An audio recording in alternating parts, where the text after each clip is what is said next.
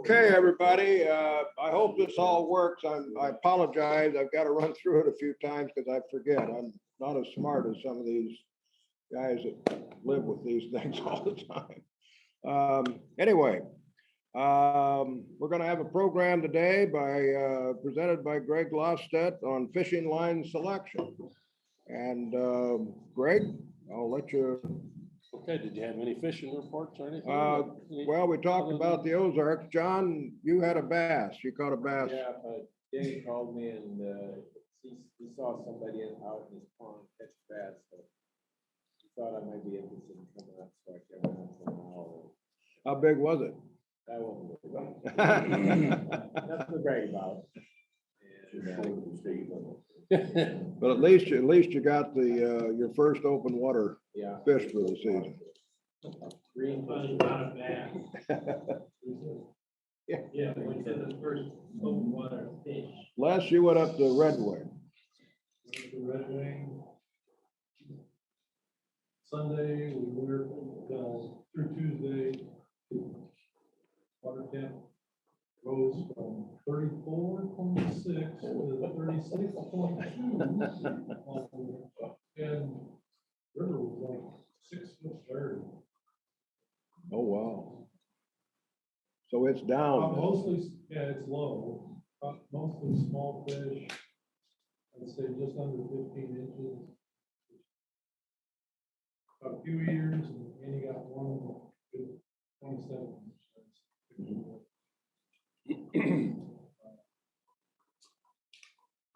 Caught that fish, we're in the midst of a minor snow squall. Did you say what you caught them on?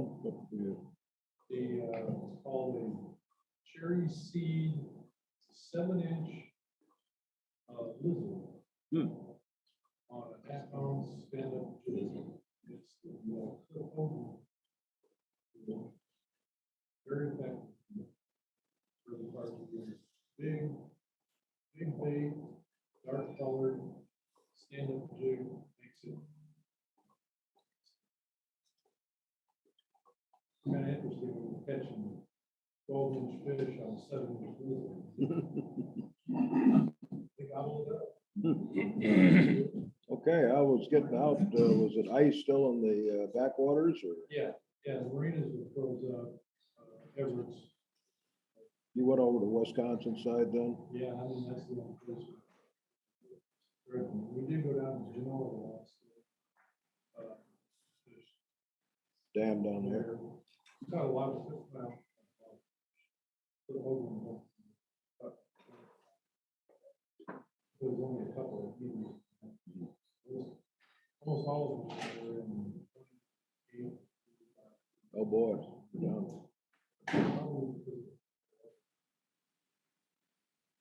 Okay. Any other reports? Yeah. Members. Go ahead and introduce it, Kevin.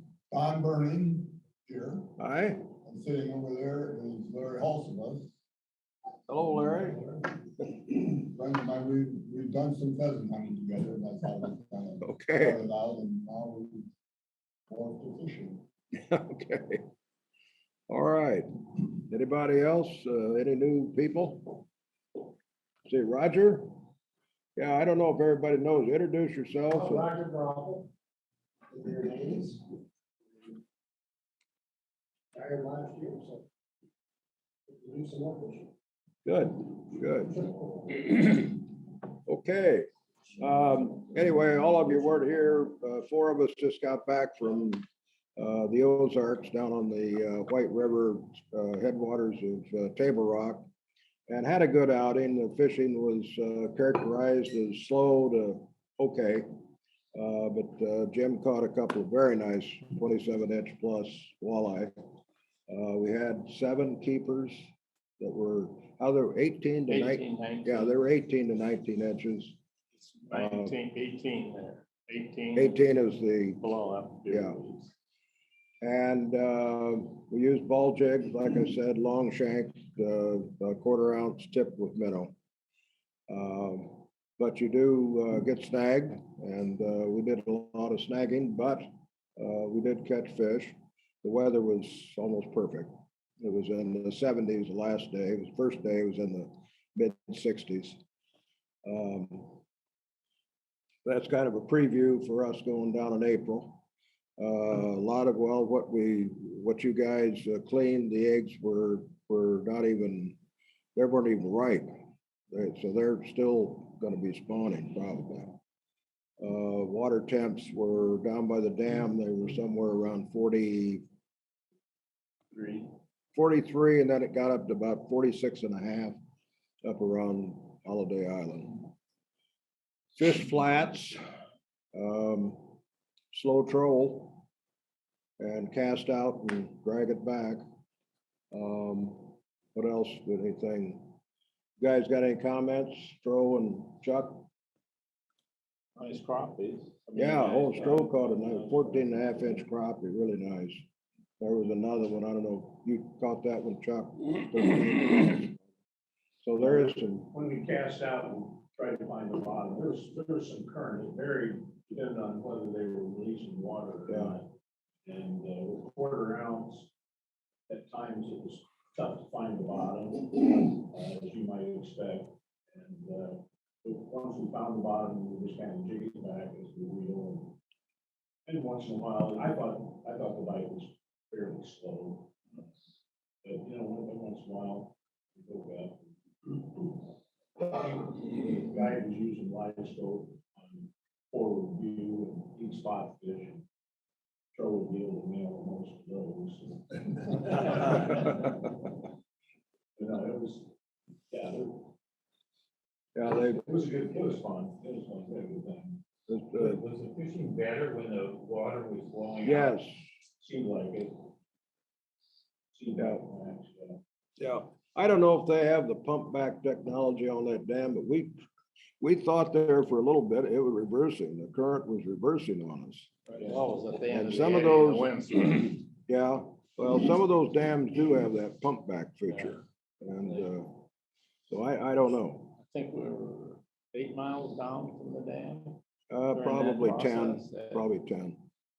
The current had quit and the wind picked up. Yep. But what's pretty about that area down there, you go from 43-degree water, and the farther north you go, it's just about 2 degrees rise every 3-4 miles. And so you've got about every opportunity for trout. We didn't catch any trout this time, but there is trout down by the dam, and then you got walleye, then you go to bass and crappie, and so it's kind of a, The whites are moving up. what's that? White bass. Yeah, white bass also. So we caught a couple of white bass. Yeah, they run big down there. And accommodations were good. There's a lot of bed and breakfast, or excuse me, VBRO or whatever it is, and Airbnbs. There's a lot of them in the area, so you can find lodging pretty easy. But Eureka Springs, we went in there, it's about 10 miles away, and had our dinners. And so it worked out okay. You know, I guess the comment I'd make is rather than freezing your ass off going north, catch walleyes, I think that's a lot better place to go than going north. At least the weather's halfway pleasant. No offense at West, but I mean, fishing in 55 to 75 degrees a lot more. Anyway, that was, You might want to talk about licenses. yeah, we're gonna have a meeting of all the people coming up next week. I'm gonna send out an email today probably and ask whether you'd be available Tuesday or Thursday, and then we'll try to get the predominant day that everybody can come. I'll have it on Zoom too, so anybody can't quite make it. So we'll talk about that, but licenses, have a Missouri license, an Arkansas license, and have a trout stamp on your Arkansas license for sure. It's $250 if you pass horse. Right, if they stop by and look at your license, you don't have one, it's $250. Whether you're fishing for trout or not. So, and I So think that's in certain zones. Yeah. That's Houseman, not, you know.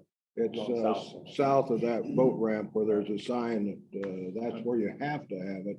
but you better, it's just advisable to have it. So, yeah, Do you, we're leaving on Sunday, do you think we're going to fish Sunday night? that's gonna be up to every boater. So we might. That's gonna be up to your boater. Difference between getting a 3-day license or a 7-day. Oh, I'd get a Sure. I'd get a 7-day license. It's good for conservation anyway. Yeah. So I always get an annual license regardless. Okay, anything else?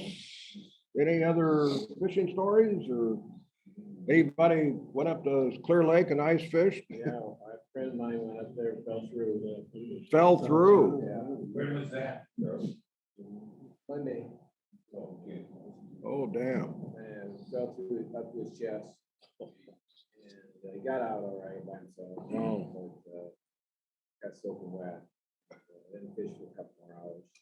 Jeez. But they were biting. They were. Barnabas was up there, and he went around to he said just off the highway in the Russians. I don't know where that's at. Just off the In a small lake, a little lake. He says in 1.5 foot of water below the ice. And he says, That'd be on the west end, I think, when it, there's a, right after another. yeah, Ventura, 40 or 50 of them. Yeah. 15. That's perch. but they were perch and, Perch, yeah, perch. okay, okay. The ice ought to be off Bay Creek by the week. Well, anyway, open water season's coming, so it's here, I guess. All right, well, Greg, I guess if there's nothing else anybody's got, we'll listen to your presentation. Okay, yeah, it's good to see you new guys and the old guys. I see Jerry, you brought along Willie Nelson as a guest. I didn't know. You look like you've been really on the road. I didn't know we were that popular, but. So we were supposed to have a Bass Pro deal today, and instead of that, we did that a couple weeks ago. And so, well, I said, well, I'll put together something on a topic that all of us need: fishing line. And so, and throughout this presentation, I think everybody will figure out that fishing line can help you, the right selection, etc. So now I don't know if this thing is, oh yeah. Okay, so there's the typical bait caster. So when the reel settings are not right, and when your technique and the drag is proper, that's what you can have, is the difference there. Everybody's had that, and everybody's cussed their line. Sometimes it gets really old. Sometimes you get the old line memory, and it all kind of works against you. So the importance of line for your reels. I apologize, I have to be facing this way. I'll read some of this, but today the fishing line selection is almost important as the reel or rod, and I really believe that. There's lots of selections of lines, and it almost as important as the reel that you're using or the rod that you're using. So everybody can think about these characteristics that line has nowadays, and it's strength, sensitivity, either the stretch or no stretch characteristic, memory, castability, visibility, color, ability to float or sink, and knot strength, and of course cost. So there's probably 10 different characteristics that line has. Lines can also be coupled together. You can use 2 or 3 or a couple lines together. Typically would be like braid with fluorocarbon leader to attain 2 or 3 or 4 of these traits that we have above. So manufacturers have actually done a pretty impressive job of catering their products to the need of us guys. And with their attempt to create and advertise, sell very specific traits, to achieve many of these performances above, we can easily become confused just by the overwhelming number of choices. So this was kind of an interesting little exercise. What, as a kid, what kind of line did you use? And what did you have at the store that was actually available? Some of the ones that I remember is Strand. I think that was made by DuPont back then. Trilene was a popular one. I think that was Berkeley, or whatever Berkeley was called in those days. Cortland Gladding Company, Shakespeare, and even things like J.C. Higgins and Ted Williams. I don't think I got those things too turned around, but even a lot of manufacturers like Garcia and Hedden and Zebco, they made their own lines. So I don't know if anybody else remembers any old lines when they were a kid that different from those, but Nylon. nylon, yeah, just plain nylon. And so that was a question is for nostalgia for anybody that's over 60. What did you use when you first started out? Well, pretty much guaranteed it was not the same capability of lines that you have today. It was my guess is that a lot of these companies, they're gone now that's made those. And there's probably really only a couple manufacturers of line. Maybe Japan is currently a really good producer of quality lines. But in the US, I know Berkeley has made line. Whether they make it here or overseas, I don't know. So really, there was about only two kinds of lines available back then, and that was monofilament, and that was only clear, and Dacron polyester, and that was black. Those were your two choices. Baitcaster had black, and the Zebcos had usually 10 or 12 pound mono on them, stiff as a board. They frustrate kids when they.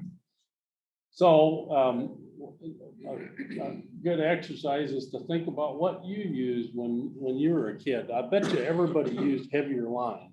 I mean, in general, it was a heavy mono or some kind of a black Dacron that was heavier. That you use that for pike exclusively. That was, oh yeah, when you Bullheads didn't care. Bullheads didn't care. Yeah. And when they backlashed, Yeah. you'd spend a half an hour taking those babies out. But if you were like me when I was a young kid, my line had to last many seasons. So you just didn't go buy lines. I still got it on my dad's reels. Well, I was gonna say, Greg, I think back in the 50s, my dad was using a multicolored cloth line of some kind. yeah. I don't know what that was, but, and God, it was heavy, because they did a lot of trolling more Right. with steel rods. And I wonder what Countryman's got on his. yeah, right. Okay, these are the lines we use today. So monofilament, that's still a favorite. Copolymers or other combinations with materials like fluorocarbon, 100% fluorocarbon, braid, lead core, or metal lines. These ones on the end, I won't spend a lot of time. And I think I talk about later, I'm not going to talk about fly fishing lines because they're a little bit more specialized. So confusion caused by too many choices. So we'll talk about each category, but it's easy to see that they get to be blurred together because of manufacturers' terminology on the packaging. In addition to the types, think about the array of colors that we got available today, which is quite amazing. And think about the drastic reduction in the line, the diameter in the line to the test strength that we have available. It's pretty amazing. So the fishing line aisle at a big outdoor store now takes up the whole wall, and it's very, very confusing. And it's just not a little bit of like in the hardware store where I used to buy a fishing line. It was a little corner, it was a little piece of the shelf back then. So I'll start out with monofilament. This isn't this is an important, can you guys see that? I know. you- No, no. Sorry. Couldn't see the slide before. Really? Drag it back, make it bigger. I'll read it off, but anyway, here's a key idea here. Monofilament is a nylon polymer. And it is a tried and true fishing line used worldwide.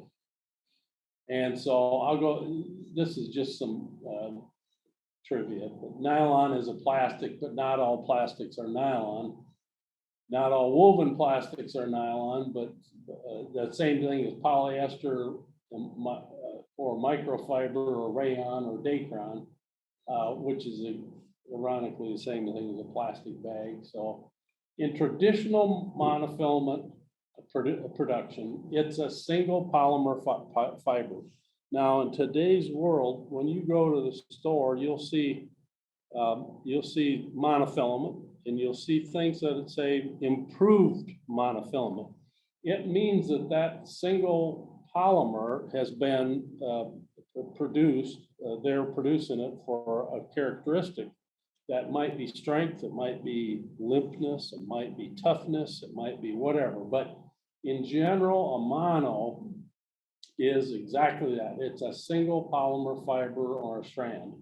And it's made by extrusion of a melted polymer. It'd be fun to go to a factory sometime to see. So in general, available from 2 to 30, I bet you can get higher. Monofilament can be colored in many shades to fit whatever situation that you've got. And monofilament line traditionally had a lot of stretch. It still does. That was one of their characteristics that people use it for, even today. But it also had in the past taken on memory on the reel. And so a lot of people, I think, John, you said you change, if you use mono, you change many times a season, I think. Oh, yeah. Yeah, so, yeah, you know, that stuff, it gets on a small arbor reel and it just gets erratic. Get a snag or a big fish, it will stretch that line. Yeah. So What is the stretch? Wherever you pull it, how much will it stretch? I read that, Max, but I can't remember, but it's substantial. 20%? Yeah, it's pretty substantial, yeah. And the stretch has memory, it'll always stretch 20 or get less and less. But that's what I've heard from. Yeah. I would guess less because it gets brittle as it gets older. Yeah, and it gets brittle. Yeah, so that's kind of some of the characteristics of monofilament. So its useful life is a little bit shorter than other types because UV light deteriorates it.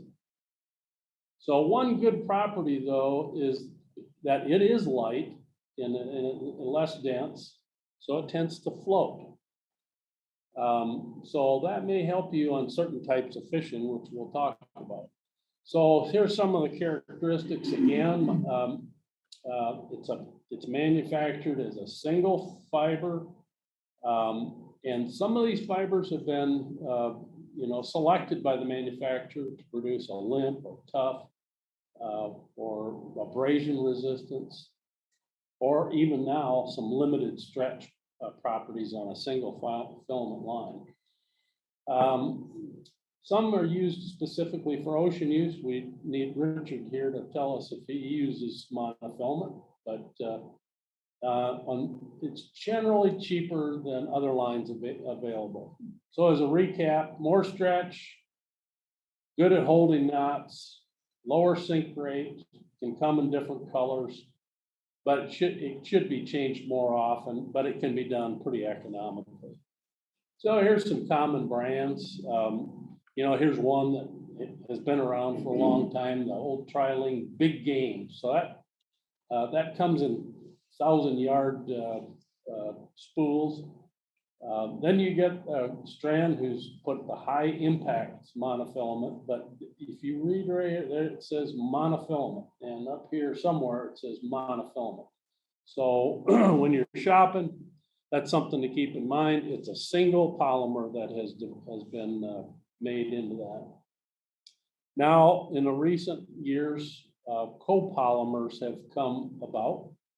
And they are made of, as you would expect, more than one type of nylon fused into a single strand. Still, it's a single strand line, but more than one type of polymer is used in order to impart those characteristics like stretch, visibility, abrasion, et cetera, et cetera.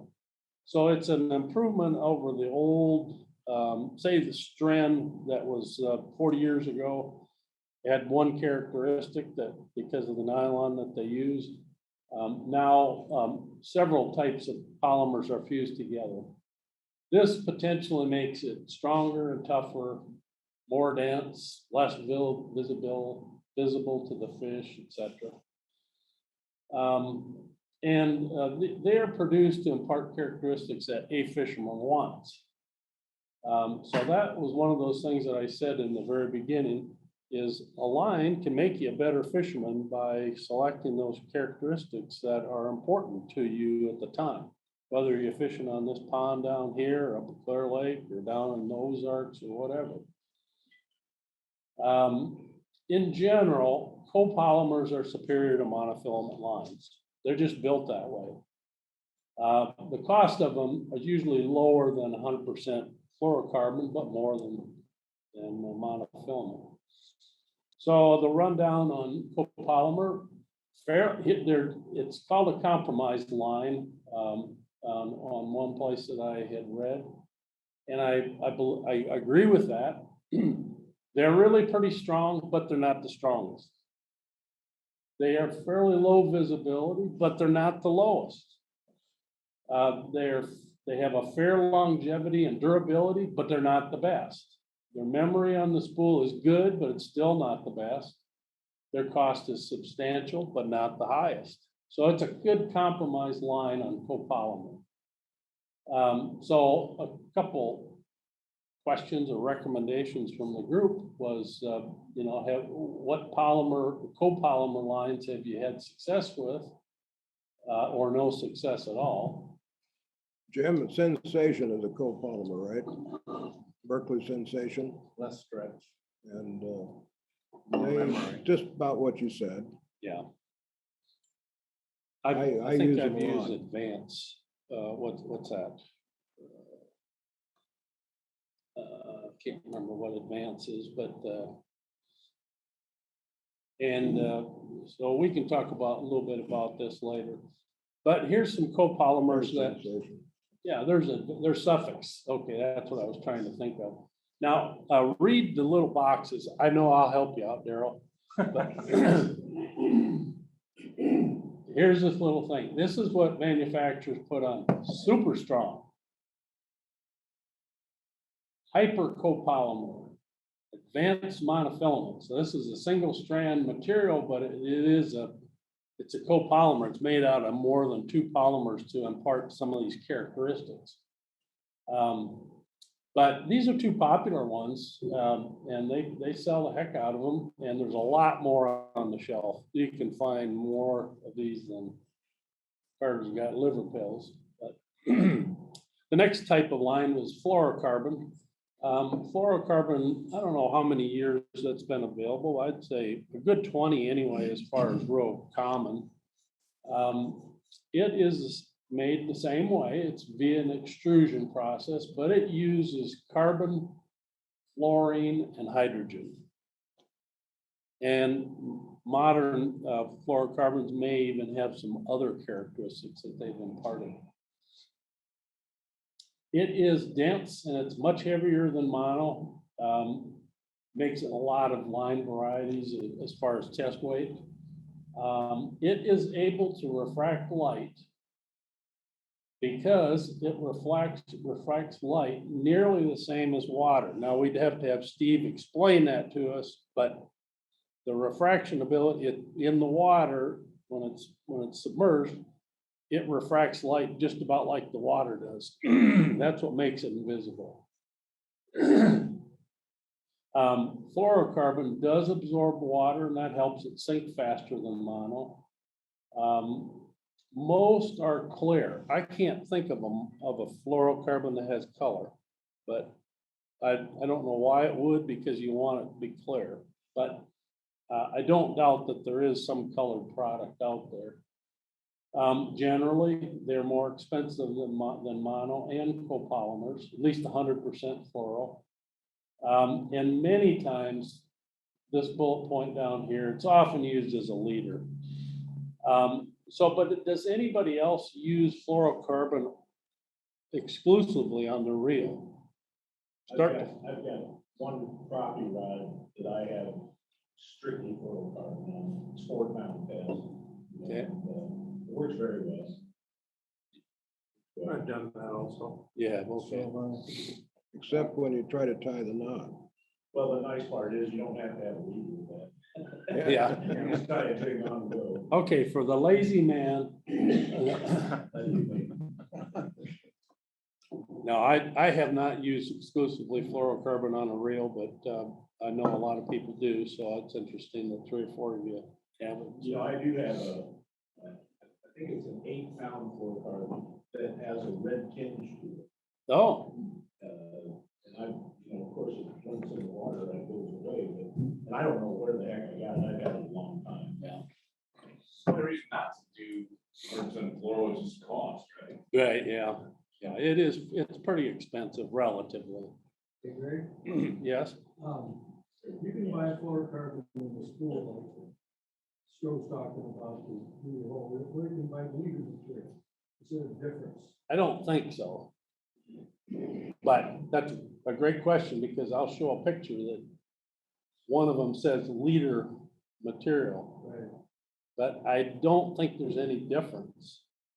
You know, it may be in their formulation just to improve the knotting strength, but I can't tell you for sure. But that's a good thing to look at. So fluorocarbon, again, nearly invisible, heavier or stronger than monofilament. It is heavier than mono, more abrasion resistant, so a little bit longer lasting. It does take on some real memory, but it's more expensive. And right here, John, I think leader material, you're exactly right. Fluorocarbon leader material.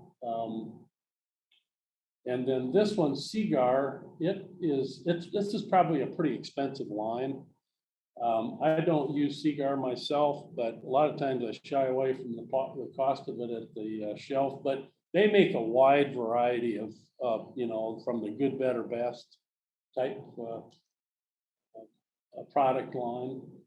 But that'd be a good question to research, and I'll look it up on the internet, maybe get back to you guys. It may be just an indication, like a marketing indication of length. Rather, you're getting a small amount, well, I'm getting a liter, and you're probably paying twice as much as buying a whole, Yeah. 100 and 200 yards. Or the marketing people think that if they see that it says leader material, people will think that's better than the other.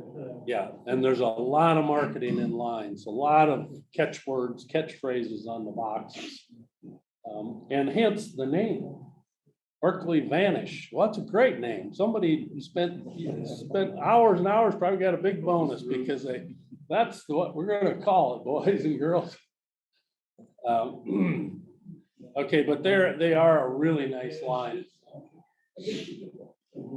And then, guys, we also have I call it a concoction, and P-Line makes a Fluoroclear, and somebody else makes a line. Fluoro Shield. Fluoro Shield. Berkeley, I use some of that. Okay. It's good. Yeah, and I don't know what's underneath, if it's a monofilament or if it's a copolymer. It's a copolymer with a fluorocarbon Okay. wrap. All right, so it imparts a lot of those characteristics that we saw earlier in the presentation. This, I think I run the cost on these.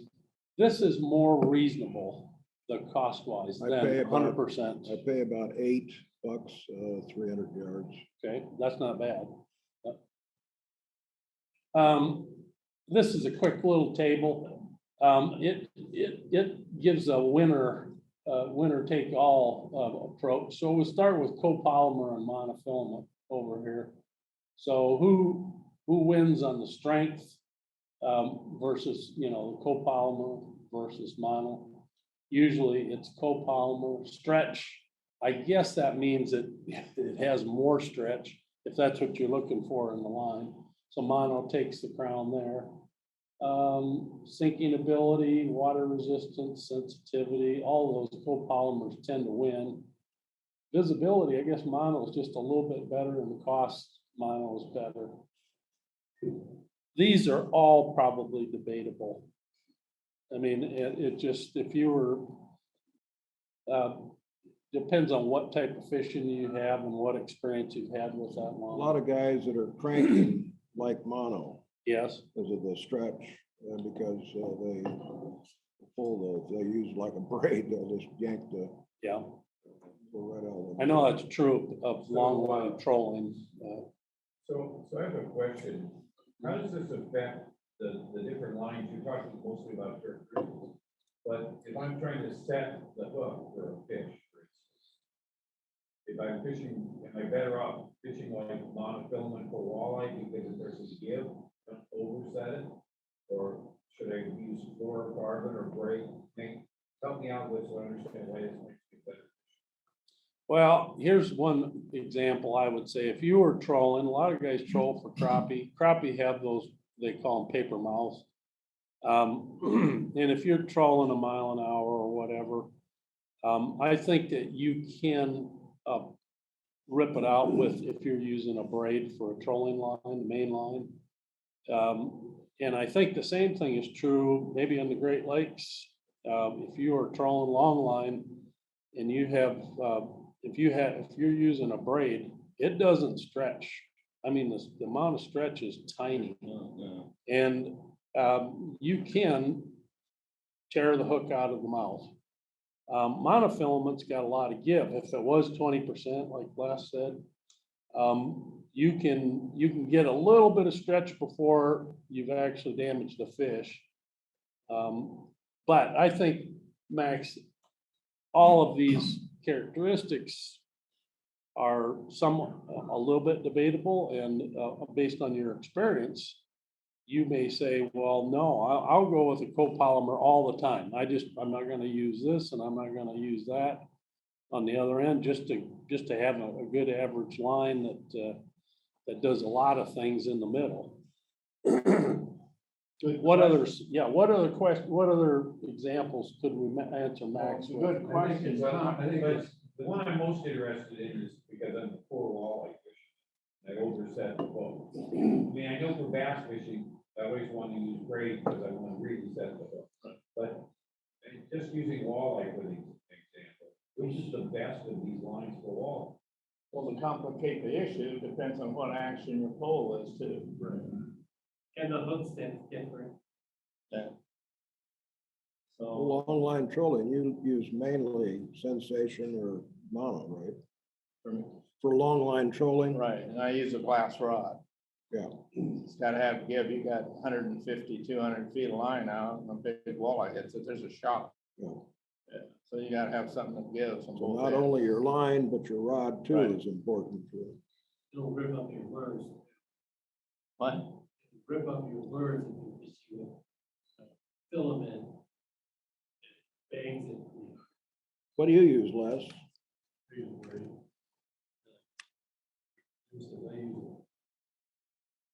Long, if I'm long line trolling, I'm using like an 8 to 9 foot rod, line action rod. You're compensating it with your rod. Yeah. Yeah, that's a And good point. You don't hard set when you're trolling. You got a lure out there with 2 or 3 treble hooks on it. And they either hook up or they don't. It's just when you get close to the boat, you net it. It takes a But what if I'm fishing 20 feet down for? I still use, I use a medium, light action, I use all of them. Well, okay, so you do use a lead. Yeah, well, except the Mississippi River, dirty water. fluorocarbon is not as necessary. The guys over on the Mississippi River, they have these Braid optic orange or fluorescent yellow, right to the jigs. River fish are just more aggressive because something swims by, they don't get one chance. So they're more aggressive. One type of fish, and a lot of guys here in this room do, is white bass or silvers. And generally, they're in that upper part of the water column. I think you'd want to use a monofilament, because when they hit, they hit like a freight train, even though they're this big. But they hit and they run, and that line has some stretch if you're trolling already 2 to 3 miles an hour. And it sits up. If you're using pure fluorocarbon or braid, it's going to be down. It's going to be probably, you know, if you got 100 feet of line out, it's going to be down just because that line is sinking. Whereas the monofilament sits up here. So use that also as some of your criteria on what the fish you're targeting. Wireline. Does it? Braid, yeah. It's a fuse, right? So the polymer versus fluorocarbon is kind of it's kind of whatever you really want to use. They're about the same. Then I'll get to braided line. Braided lines have been around for generations, but the old ones were used out of natural fibers, like Daryl said, probably cotton or linen. That's probably what it was.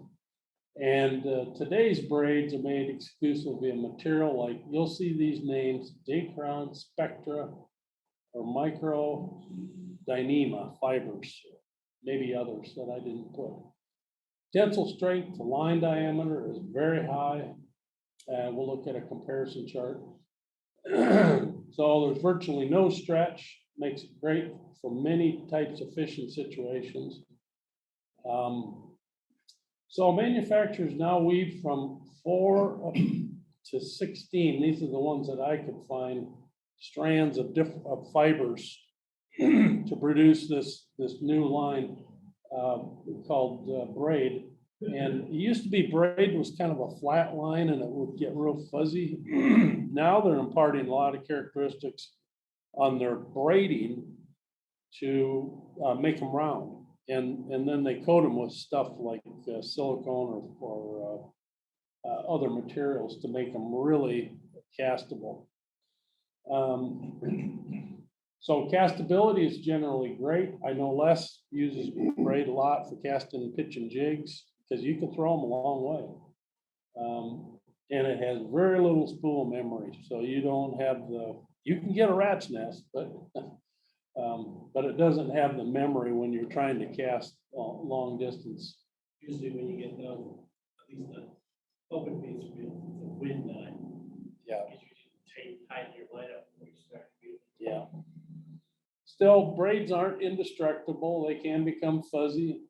They're susceptible to cuts on the bottom by things like zebra mussels up at Mille Lacs. Anybody's had well, Jim's an expert on this, but if you ever just have a ceramic guide, just a little tiny crack, it'll cut. You can sit there with a scissors and try to cut braid for minutes and you can't cut it. But that little guide, if it's got a crack in it, it'll cut it like a razor. And so braid's not indestructible, but and you can use it for years on a reel. I have. Colors are just all kinds of colors. And you can use them for many seasons, so your cost per year goes down. So that's one way to look at braid. So braid characteristics overall, better sensitivity, thinner diameter, allows you to get more line in the reel, good or bad, I don't know. Better casting distance, lasts a long time, available on all kinds of test weights. Special knots may be required to reduce slip. And bring a good quality scissors because the line is difficult to cut. And a lot of times braid requires a backer on your reel. And a lot of reels now will come with a rubber insert down at the bottom of the arbor, so it's a grippy. They didn't used to have that. I'll talk to you a little bit about lead core lines, but Can I ask a question, Leslie? yeah, What is there about Monofilament that seems to, for me, I would testify to that, you can cast a mile with Monofilament longer than you can with other grades. Why is that? And I think that's why this coating. One reason I don't like it very well is because it frays pretty, as soon as you get down to that part that you're in, it's frayed. But I've also found out it can get pretty frayed and it's still got a lot of pull. Yeah, the frame doesn't have, unless it gets really bad. So it's just because you don't like seeing it, but Well, it makes me look like a tweet. But.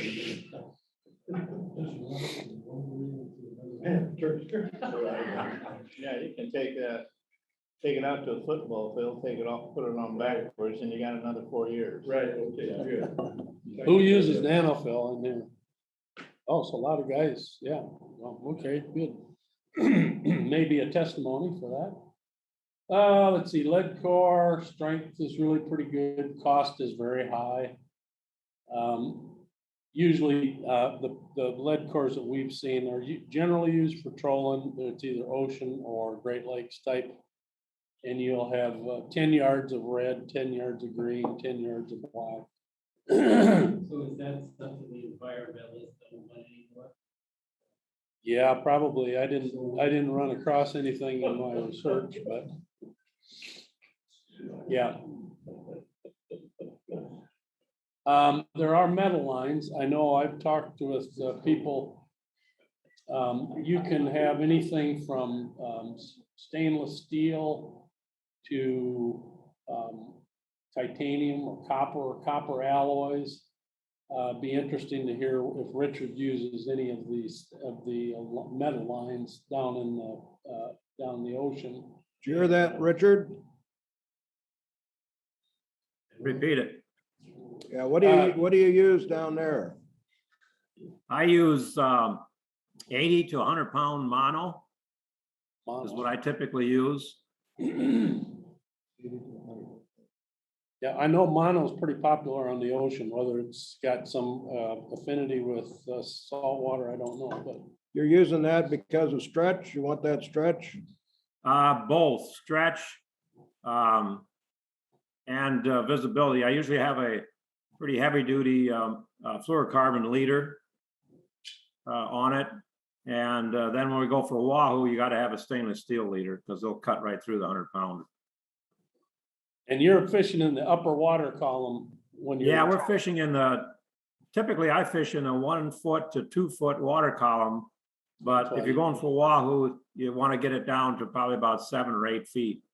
Yeah. But we're going 7 to 12 miles per hour though. You need a little stretch. Yeah.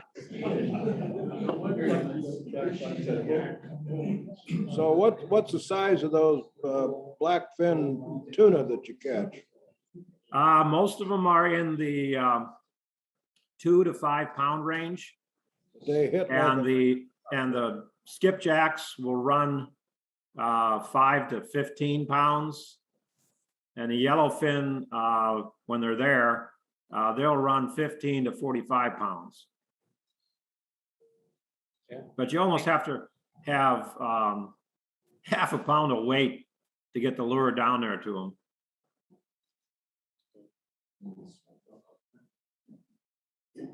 Okay, we'll go back to mono versus braid. Everybody knows that the breaking strength is for the same size line. Braid has about a 4 to 1 advantage. So I'll pick out one here, a 10 pound mono, which we've all used.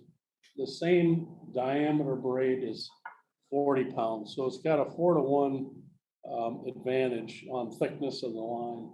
And you can go up and down the chart. Here's another one that's got a line to strength, and it shows let's say a 10-pound line, which is 0.012 inch. Amazingly, mono, copolymer, and fluorocarbon are all about the same. Fluorocarbon's got a little bit of advantage. But when you get over here to stranded wire, it's not much difference. And tieable wire, I'm not quite sure what tieable wire is, but it's probably guys like musky fishermen and probably some copper or a bronze or even stainless. I think it's a special wire. I'm sure that it's not copper. Copper would be too Not soft. titanium?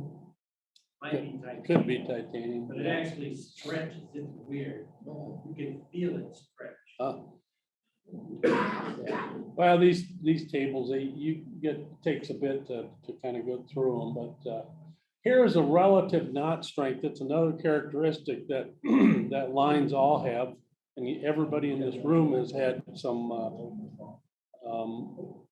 opportunity to use one or the other, and have had a knot fail or had a knot that just stays good all the time.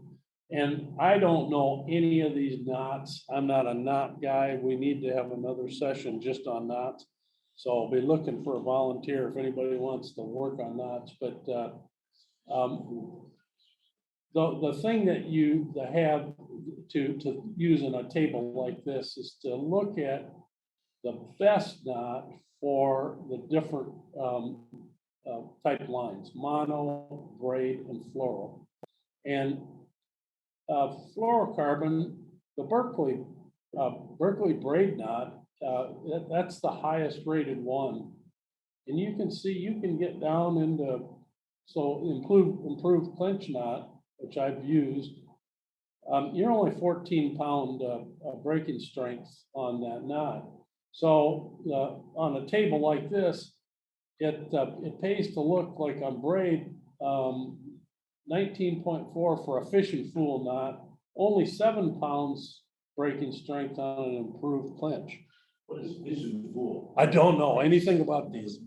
It'd be fun to look at. They're probably more regional little names for knots that Is the FG knot on there?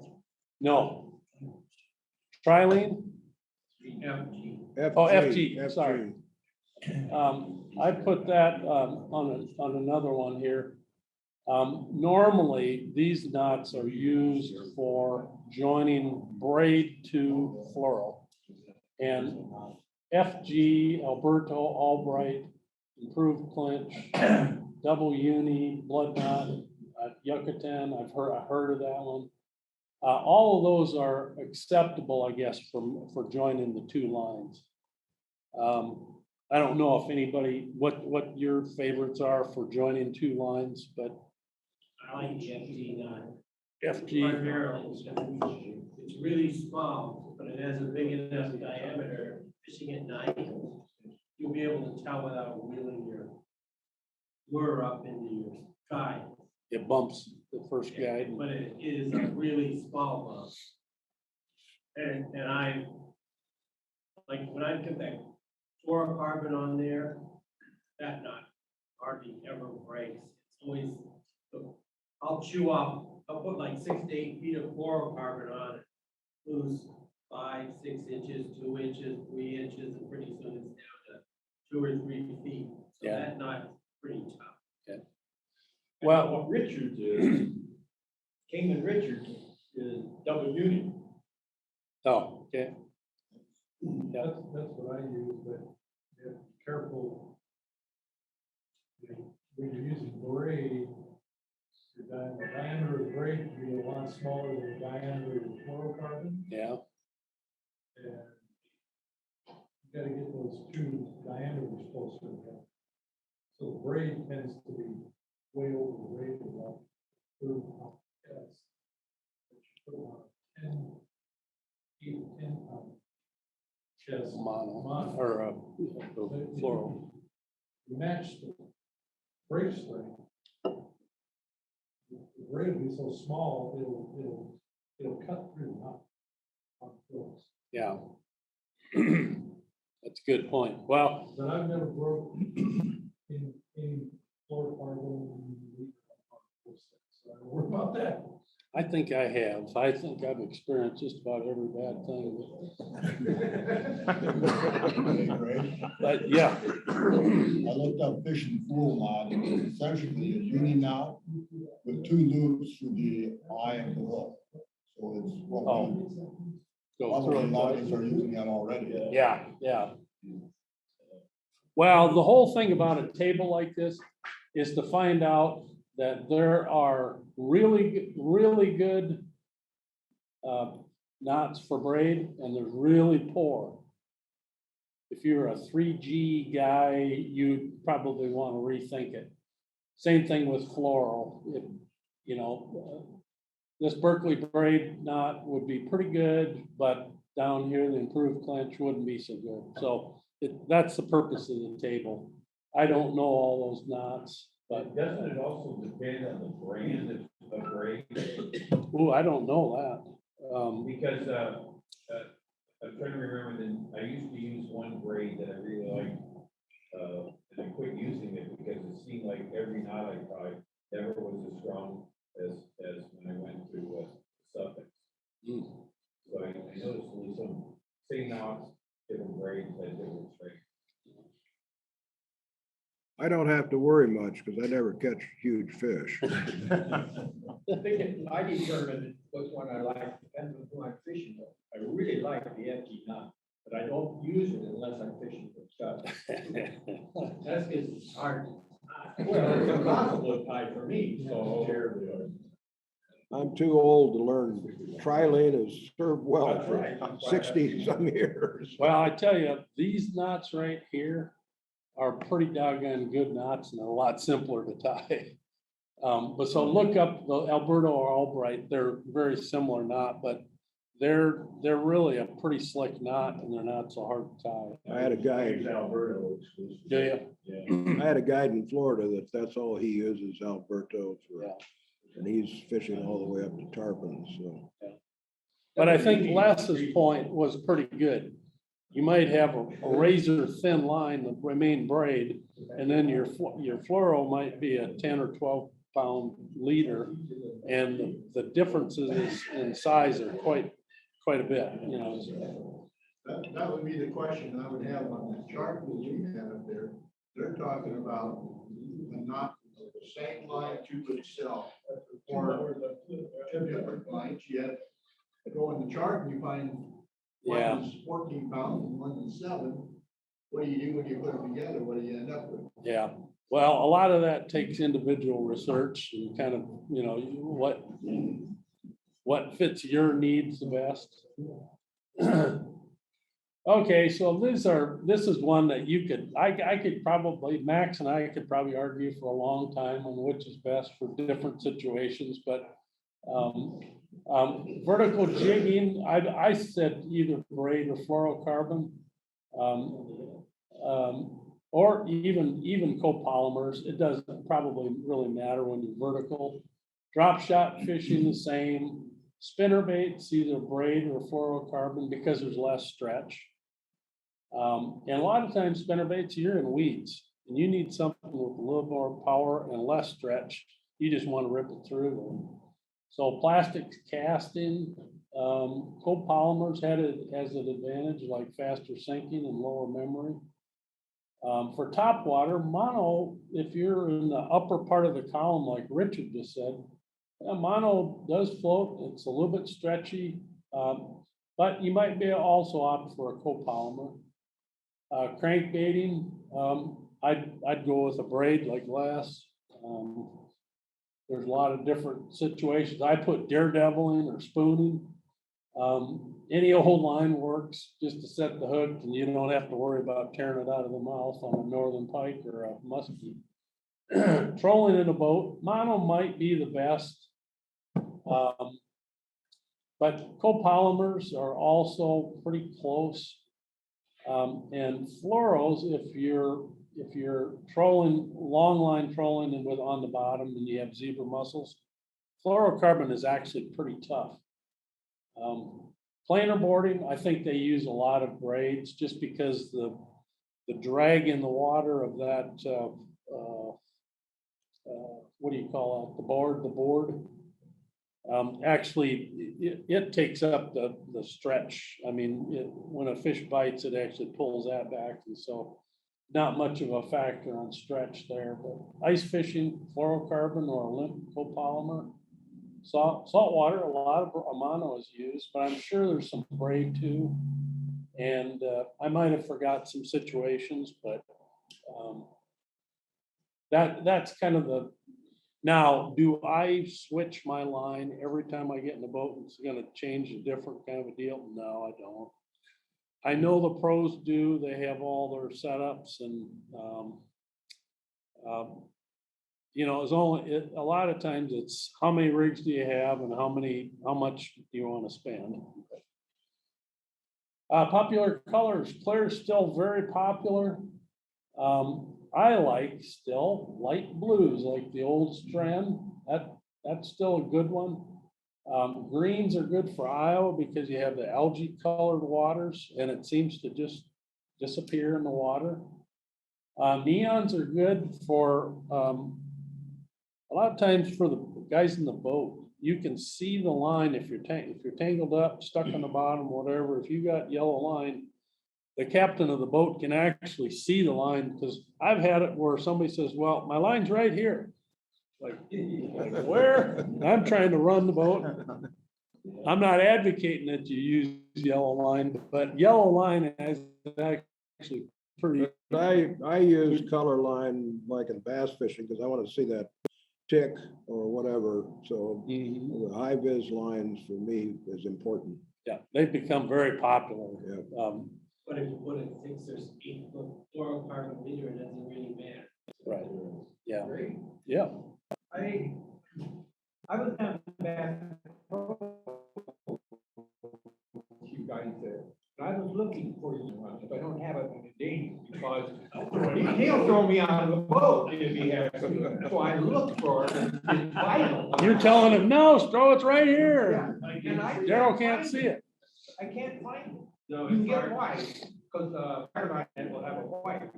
You want a bright yellow line, I don't know where to go to find it. Power Pro, I think, has a yellow line. They have one, I mean, they have one, I think that's the only one that I know. But it's hard to find other than online. Actually, the guy at the store told me that all lines are in shortage right now. Oh. They're on containers. I was amazed when down at Bass Pro, looking for yellow line, how many kinds of other kinds of lines there are. I didn't even call it a scarcity at this point, when it was not too long ago. Right now, I think they're not getting us by. Well, that was one of my points to start with, is that there's a lot of confusion on lines and there's so many different manufacturing processes and assembly techniques now that Well, I think it comes back to what you're comfortable with. Everybody has a different idea of what to use. And one thing I've found over time is I try all the new lines and I always end up back with things that I've used to over the years.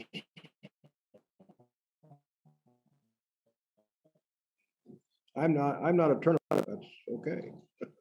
I put down here, the trollers, typically, a lot of them like to use green or black or smoke. Especially like in Canada, boy, those lines just disappear in that darker water up there. And very good. So, okay, now don't gripe about this because I can't hardly read it either. But what I did is I went to the Bass Pro catalog and I put down what the monofilament, copolymer, fluorocarbon, fluoro-coated, the braid lines, and then lead core and metal lines. And I got these averages. This is this year's catalog. And I went by yard, not by spool, but by yard. Monofilament was 2.5 cents a yard average. So I took this list. Most monofilaments come in the 300 yard range. And you can buy them from anything from $14 down to $4 for a spool. And then this would be the cost per yard. So this is the average, 2.5 cents a yard for mono. Fluoro coated lines like Berkeley, Fluoro Shield, that's the one Lee talked about, and P-Line Fluoro Coated CX. Those come out to about almost 3 cents a yard. Copolymers, which are a whole bunch of them, Sensation, Spider Wires, P-Line, Top Water is another brand. They came out to be about 4.5 cents per yard. So you're about double of a typical mono to go to a copolymer. Then do 100% fluorocarbon, around 10 cents a yard. So that's a good way to look at it when you're out. You're looking at a spool of 100 yards. You know, it's about 10 cents a 10 cents a yard. And then you get to stainless, that's about 11 cents a yard. That's not very expensive. You get it in spools of 1,276 meters, something like that. And braid, about 12.5 cents a yard.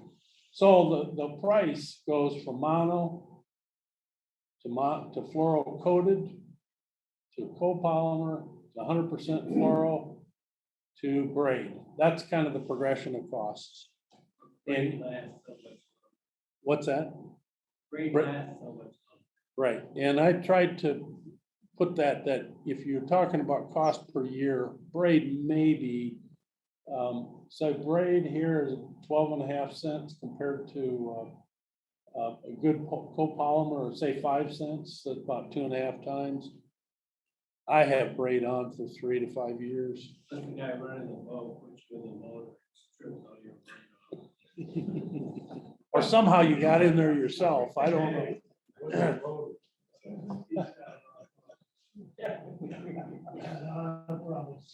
Okay, any other comments about fishing line, especially any real disappointments or real successes using certain lines over the years? Who in here has lost a fish because you're not fishing? Say again? Who in here has lost a fish because you're not fishing? Maybe it was. Oh, you're drag not. wasn't set right. I have, yeah, I can say. Not often. Not often, but I never. Excuse number what? Yeah, I've had knots fail. I think a lot of my knots have failed because I tied them wrong. I can't Yeah. see.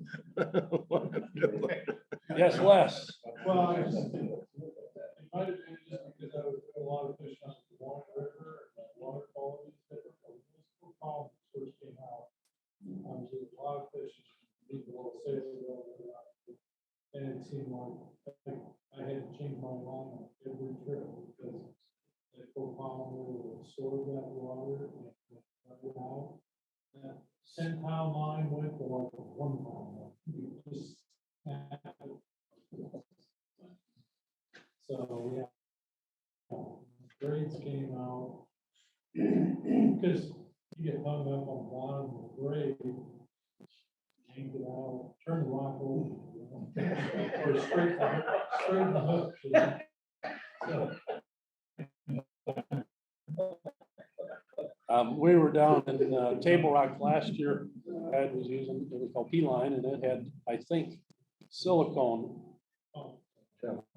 Teflon, yeah, on top. And that's a really high quality deal, and it casts a mile, and it's tough, and it's good stuff. But that's my only endorsement, just because somebody else introduced me to it. But yeah, Joe. how many people in here lost a fish because their line snapped?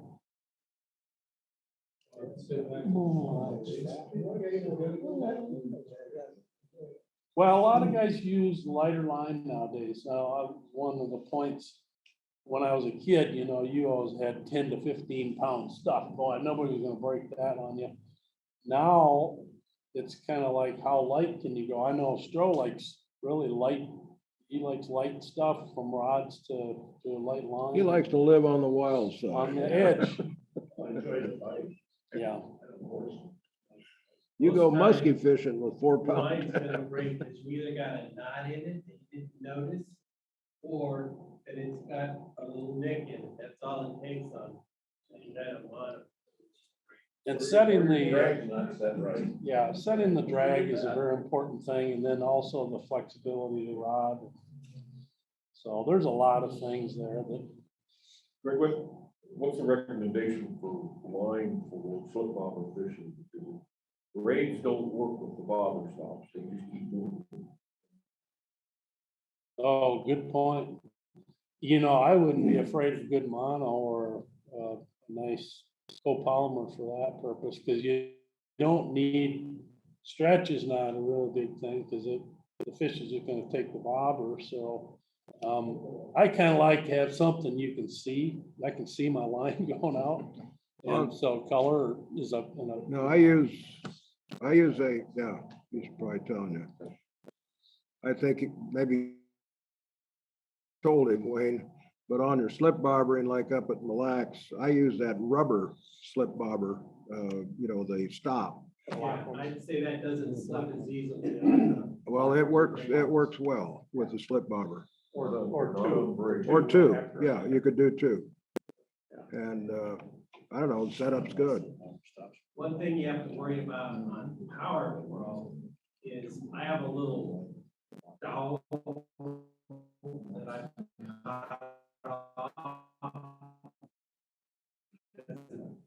don't want to cut my handle. Sure, it'll cut it just like that. So if you're pulling it with something like that, you want to make sure you don't wrap it over itself. Oh, With Power Pro, I also have trouble with the knots. I noticed that when I enjoyed using the line, I thought it was one of the best grades I ever used first on. But I noticed that the knots, if I tie them just a hair incorrectly, just like you say, they'll cut through themselves, and it breaks. Have you tried the polymer knot? I don't remember, but I just basically quit using Power Pro. I use the polymer knot, and I don't have much trouble with it breaking up. Power Pro's got the smallest diameter per pound. That's. And I think that's why I started using it. Greg, I'll ask the Zoom guys if they have any comments. oh, yeah, go ahead. Yeah, I see Joe Malik from Springfield, Illinois. How you doing, Joe? You got to unmute, Joe. There you go. Good? There I go. Yeah, I'm doing fine. Yeah, open water crappie fishing starting down here now. So I enjoyed your comments just now about the slip bobber fishing. So, yeah. So. What do you normally use for line on crappie? Well, I'm back to John Mueller's four pound test. He's proven that to me. So that's what I use here. So, yeah. Okay, well, down talking about mono with crappie we had a guide that he uses 4 pound mono. It's called XPS. It's a Bass Pro. Yeah. Yeah. Premium XL. Yeah, Premium XL, and about the cheapest line you can buy, but he uses it all the time. 1,500 yards for $12. Yeah. You have a lifetime supply. John, don't you use some 2 pound? No, I usually use 4 pound, I thought I heard you say. Suffix Elite, I like the yellow line because I can see it in the water, and sometimes you can see the hit actually. But it's cheap crap. Sometimes it makes me mad because it doesn't hold up very long. You go 2 or 3 times out fishing, and all of a sudden you start getting kinks in your line. And I'm gonna try Nanofill this year and see if it'll last a lot longer. What category does Monofilament fall in? Is it Braid. I think it's a braid. No, it's a braid. Right. It is a braid. It's a braid. Braid. I just wondered what, I don't know, you know, I know one day Kevin and I were over at Don Williams catching the crappies and he was using braid. He wasn't catching a fish, and I was catching one right after another. So I said, here, take one of my rods. It's got mono on it, 4-pound mono, and he started catching them right away. Was that one day? Did that make a difference? I don't know, but I think if you're gonna pan fish, my opinion is use a light mono. You may have to change it more often, but if you're gonna go after walleyes and wipers and big stuff like that, then yeah, I think braid is probably the way to go. But pan fishing, I'm still. Visibility. What's that? Visibility, he said. Visibility, 4 and 6 pound test line. Danny uses the sensation all the time, and he never complains about it. He never catches anything either. I just want to introduce John's photographer. I said, I want to introduce John's photographer. I'm there throwing a monkey wrench into the whole thing. Chuck and I fish with Bill Wagner. He's going to talk to us in April, right? Yeah, right. Eighth of And April. we were fishing with him with long rods, and he strictly uses 10-pound braid for crappie fishing. Oh, was it 15? Okay. Well, and he's hooking the jigs on direct. So yeah, and he does. He fishes brush piles. Yeah. Damn near. But it shocked Chuck and I. I mean, we're going, whoa. Okay, and we got some nice crappie. You put 32nd ounce jig on one of those, that line? No, we were using quarter. Yeah, For 8. yeah, that's different. I believe 8 pounds. If you want to use those real light jigs, you gotta go light on it. I understand. I'm just saying, there's a lot of different ways. There's a lot of different ways. You know? Anybody else out there in Zoom land want to say something? Richard, anything more? Okay, he said thumbs up. Kenny Ziegler or Glenn Frank, Herbal? Anybody want to say anything? Okay, any other questions before, yeah, Brian? Stay warm, guys. Yeah. Putting line on your reels, that's a problem for me.